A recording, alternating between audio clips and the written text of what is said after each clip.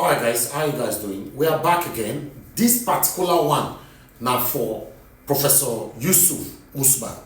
Professor Yusuf Usman don't come out now, can't cry to Nigerians how Bola Ahmed Tinubu, the President of the Federal Republic of Nigeria, they use EFCC to intimidate him and his own family. How they take come a house, how they take ransack a house and everything. But I would like people that listen to Professor Usman.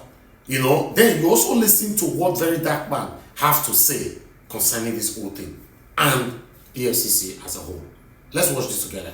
All right, so this is what Arise News posted today, being 27th of April 2025, where Professor Usman Yusuf accused President Bola Ahmed Tinubu regime of using EFCC to oppress. They posted this morning. So let's quickly watch so that you people understand what I've been saying about EFCC. 29th of January this year, at about 6:30 p.m., my wife came up to my room and said there are some gentlemen that knocked and just walked into the room, dark-suited, walked into the door.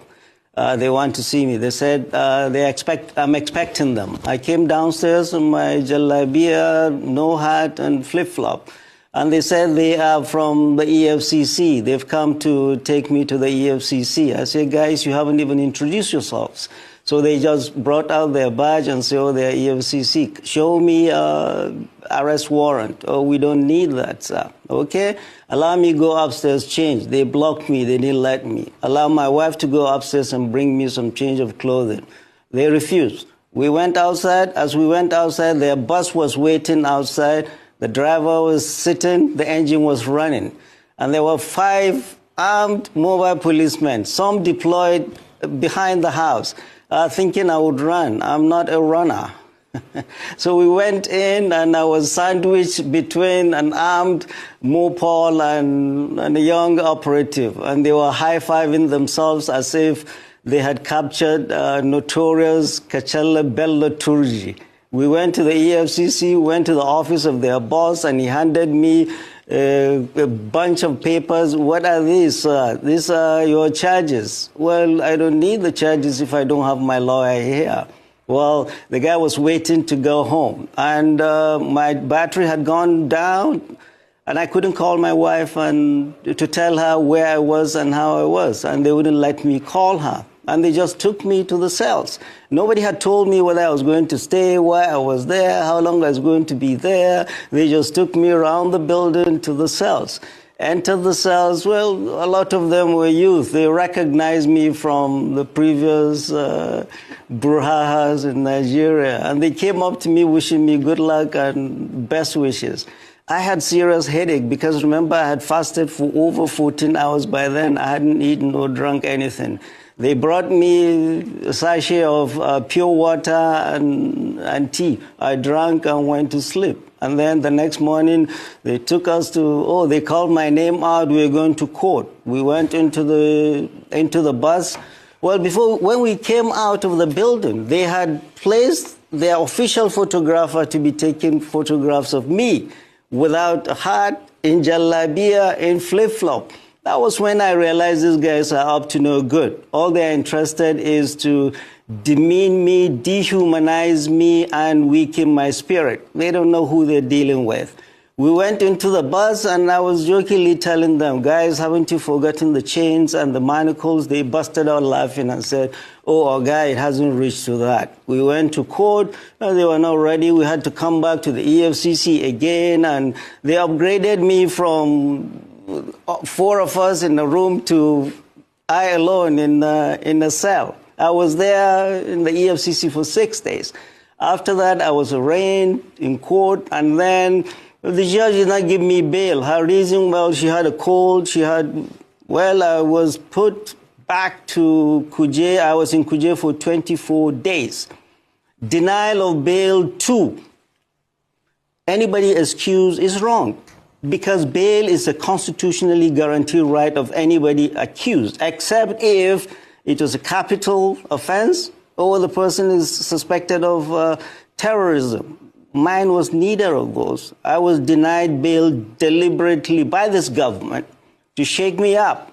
And I was put in Kuje for 6 days and 24 days in EFCC for 6 days and 24 days in Kuje to shake me up and silence me. But no, I'm no one to be silenced. In Kuje prison, I wrote my experiences and told this government that 6 days in Kuje and 24 days in 6 days in EFCC and 24 days in Kuje will not silence me.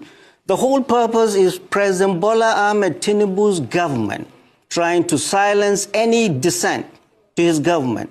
And this coming from a president who was an IDECO activist himself, who fought the military, who ran across the border and ran away from the military. And when he came back, he never gave neither Jonathan nor Obasanjo, not even Buhari, he never gave them peace. He was criticizing them. Criticizing a government in a democracy is a legitimate right of every citizen.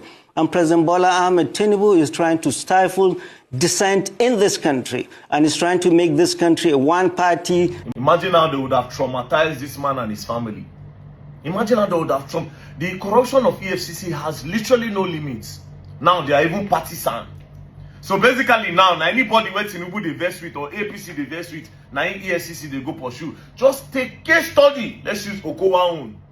Few days ago, you came to publish a news that Okowa, that Okowa stole 1.something trillion naira. 1.something trillion naira. That is 999 billion, 1 billion, then another 300 billion naira. Now Okowa carried it. All of a sudden, Okowa just say don't join APC now. Let's bet it. That case will go down. So EFCC are now partisan. Corruption at the fullest. This same EFCC in this country, they know the whole politician. You see Yaya Bello, they don't hold politicians. They don't hold politicians. Now these small boys that they use, they take show everybody say that they work. They'll just go one place, carry students. The other day, the EFCC arrested 105 people. EFCC carried 35 boys. EFCC, all these people that you are arresting, they never do half of what politicians do. But yes, when they use that, they feel blank like so now they work. Meanwhile, people are the most corrupt agency in the country.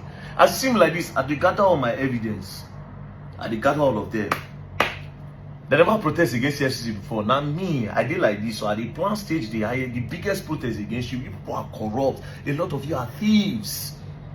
A lot of you are thieves, and a lot of you are being used as instruments of politicians to fight each other. There's nothing like Economic and Financial Crime Commission in this country. No integrity, nothing. Thieves. And a lot of them be thieves. Thieves. You're going to learn, and you will learn the hard way. Don't play. I'm not surprised, because when you step on these people's toes, when they get to power, they will come for you. Yes, I've talking. They don't go for you if you are making life difficult for Nigerians. Only when you step on their toes, they will come for you. What do I know? Put on the comment section. This is Nigeria Watch Media. Join us every day, 7 p.m. Nigerian time. Let's continue to talk about the things that's affecting you and I. Guys, take care and bye for now.